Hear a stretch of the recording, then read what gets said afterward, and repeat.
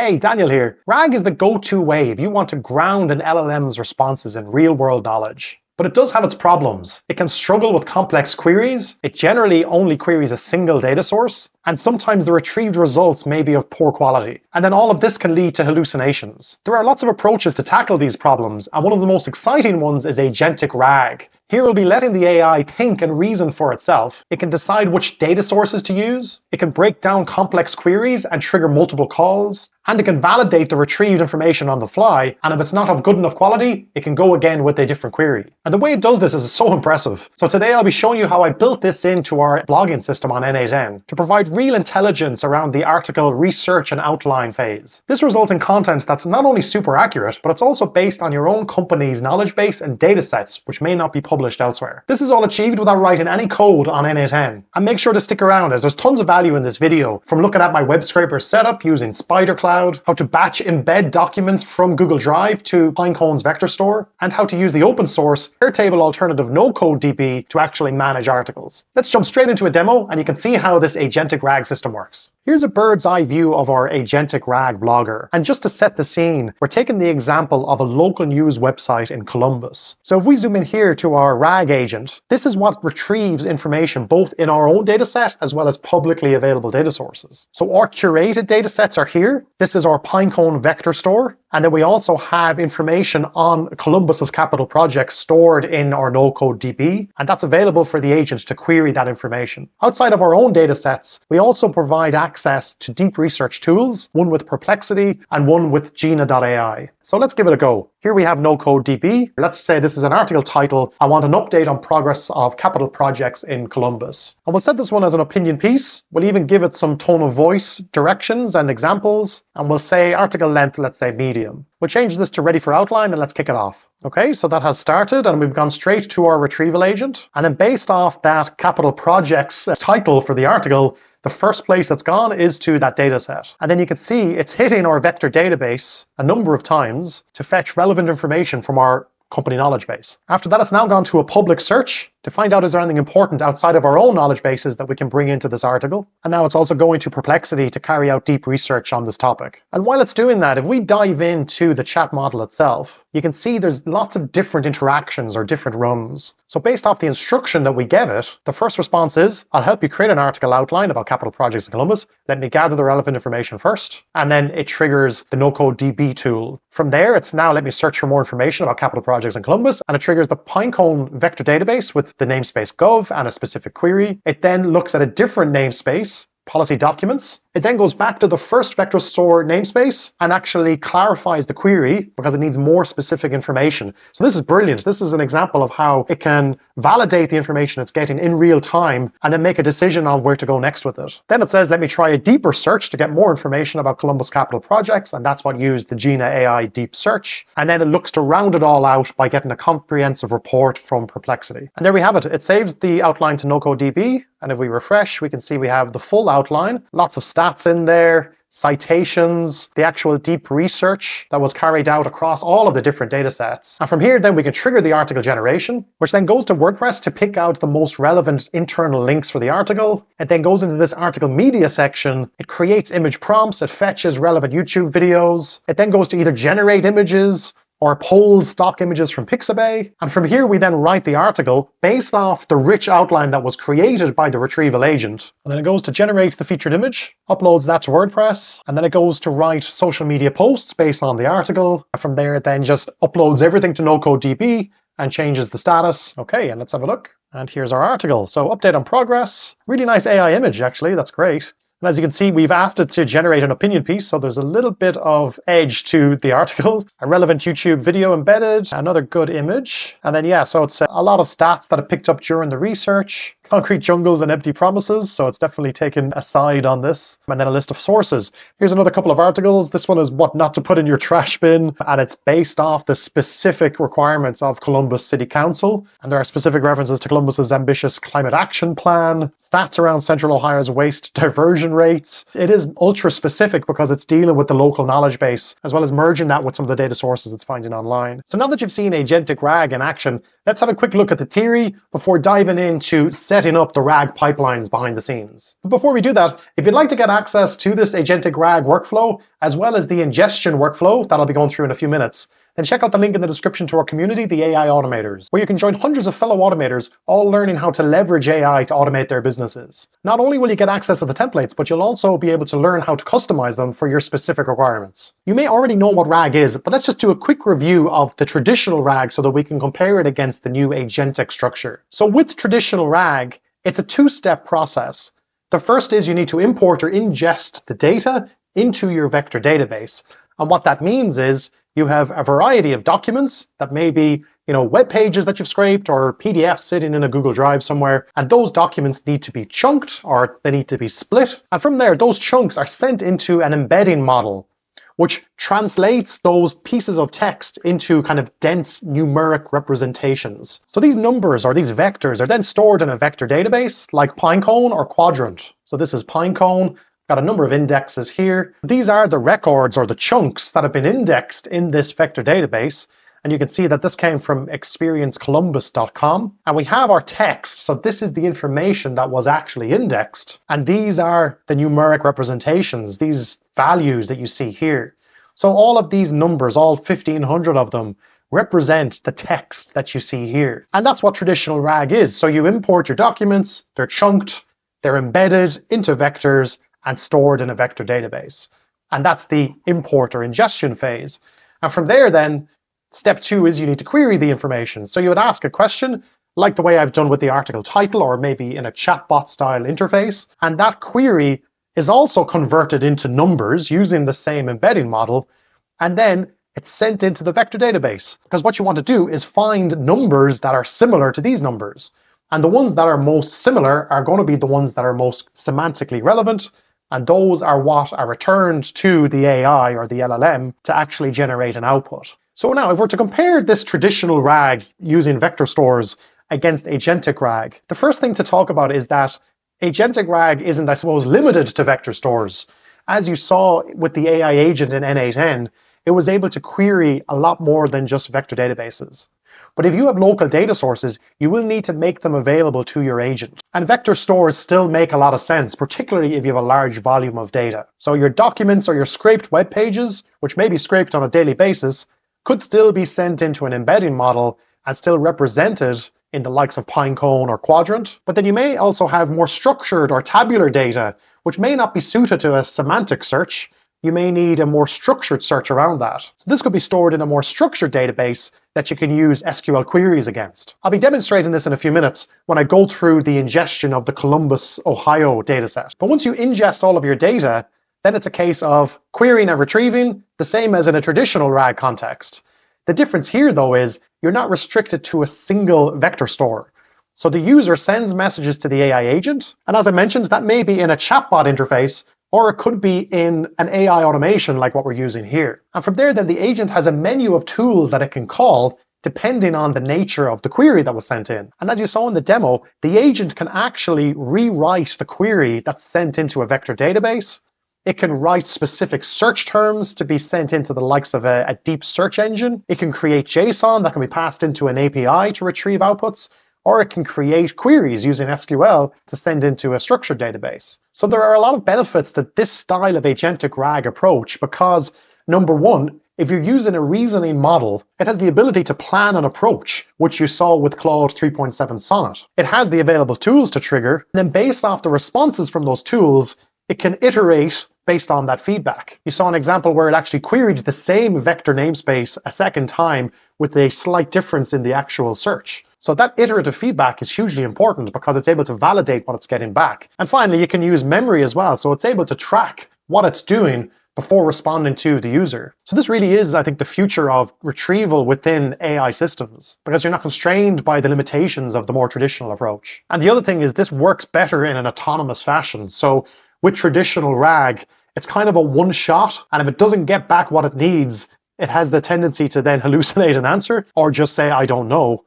Whereas with this approach, it has autonomy to go again, to keep trying to find the right answer. So while you're going to chew through tokens, and this definitely does cost more, it does fit better in the likes of the blogging automation, which is an end-to-end workflow where it can autonomously work towards an outcome. So let's now have a quick look at how we've ingested the data into our vector databases for this project. And let's start with our scraped web pages. So to take the example use case of a local Columbus news website, what I did was I crawled two primary data sources.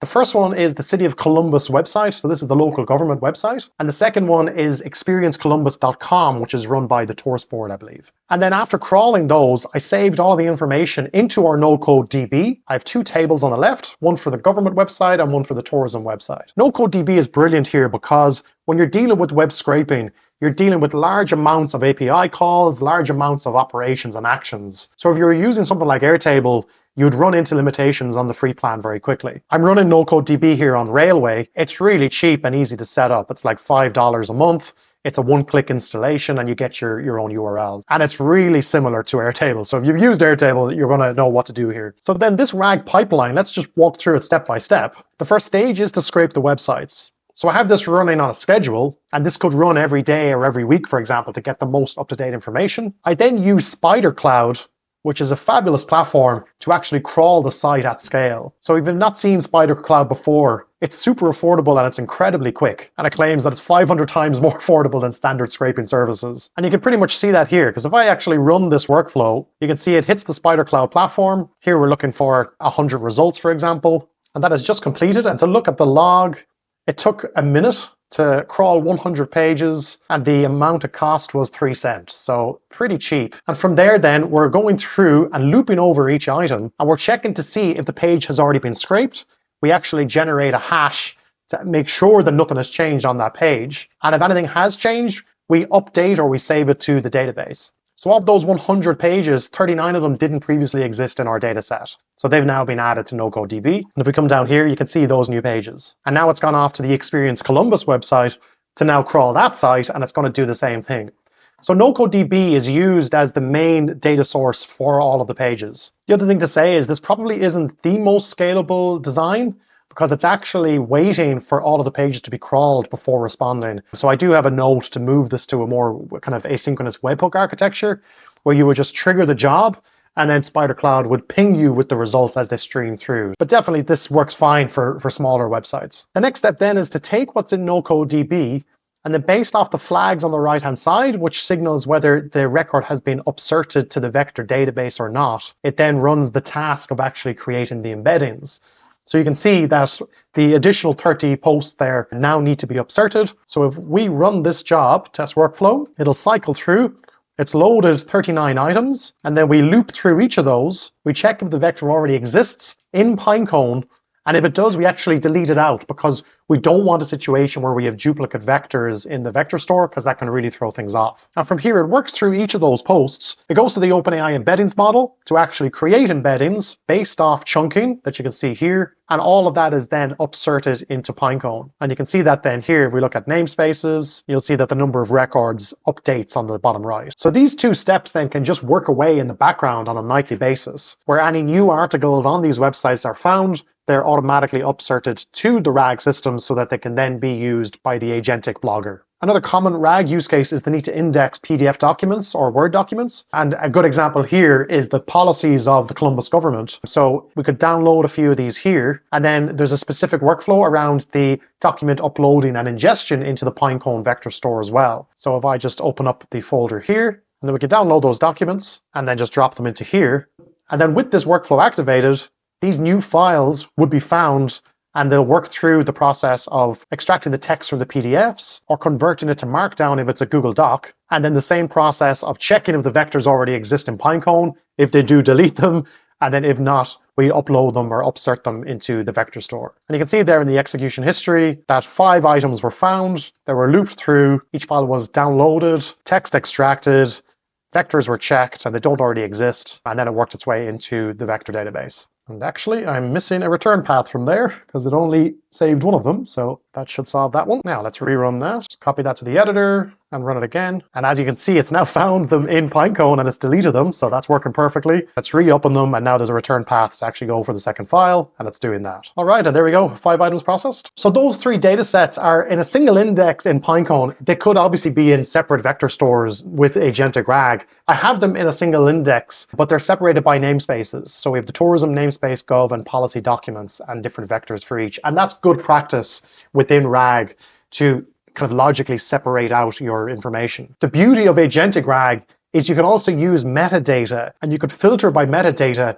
to create subsets of vectors that you're searching across. So that's very powerful and is a great trick to improve accuracy of the RAG retrieval. So all 3 of those namespaces, or those 3 kind of data sets, are accessible via this tool. I wasn't able to actually put in a Pinecone tool there. I had to actually wrap it within this workflow because there's a bug within the Pinecone tool that you can't pass in kind of dynamic namespaces and metadata. But you can see that's there. We're passing in a dynamic namespace and a dynamic query, and that goes to the vector store to retrieve the results. The top K there is only 4, but obviously you could get a lot more back. The other internal data set then is this fetch capital projects. And I put this in because I wanted to show an example of how you can have structured data within RAG. It doesn't always have to be vector data. So within our no-code DB, I've imported this data set of 2025 capital projects, which also includes the budget amounts for each of those projects. So this is available on the Columbus Gov website. And as you saw with the creation of the article, it was able to search across this data in a much more structured fashion than you can with vector search to get back the corresponding values. And all of that was then baked into the article. So this could be the likes of a no-code DB table, where you're actually getting the AI to generate the formula. If you look at the very bottom there, the filter by formula is from AI. And the important thing with this is you actually provide the data schema to the AI so it knows how to create that filter. So if we click into the system prompt, I provided the actual table structure, which includes all of the various names. And then because it's not kind of standard SQL, which an LLM would kind of inherently know how to create, I provided a list of no-code DB operators and examples of how you kind of structure or formulate these filters. So again, this is good practice to provide some guidance for the agent on how to structure the actual filter. If this was Postgres, for example, you could just explain this is an SQL query, and then provide the dump of the schema so it's able to create kind of dynamic queries on the fly. I created a video on this approach about a year ago on our channel. It's called natural language query, this technique, and it's really effective if you have kind of highly structured search. I'll leave a link for this in the description below. So that covers off the 2 internal data sets. And from there then, you can link off to external data sources to really enrich the context of your RAG agent.